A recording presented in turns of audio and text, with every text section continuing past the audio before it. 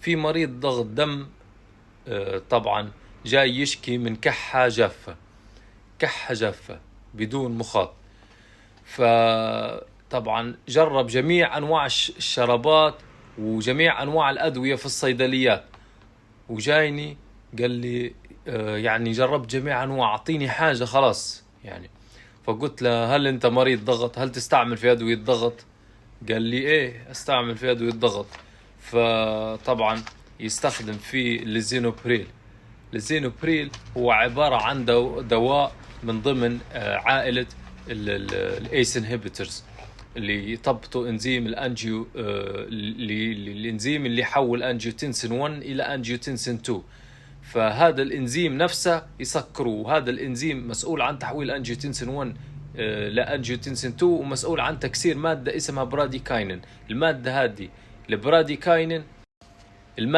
البراديكاينين لما تزيد في الجسم هي المسؤولة عن تحفز الجسم إن إيريتنت، هي تحفز الجسم يعني محفزة تخلي الجسم يكح في كحة جافة. فهذا سبب الكحة هو الدواء، وليس الحلق وليس أي حاجة في الصدر، وهو سبب الدواء من زيادة مادة البراديكاينين. طبعا هذه تحدث في نسب من الناس.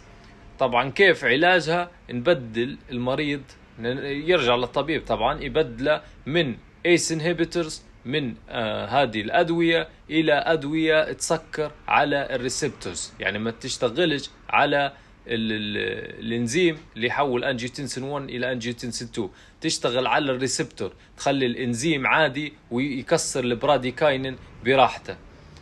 فلما زي الفالزرتان، اللوزرتان، الكانديسرتان، هذه كلها تشتغل على.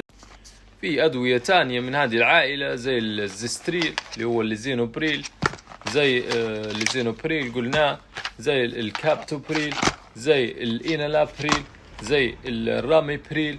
وفي أيضا أي حاجة تنتهي ببريل هي ممكن إنها تسبب في كحة جافة أو سعال جاف للمريض.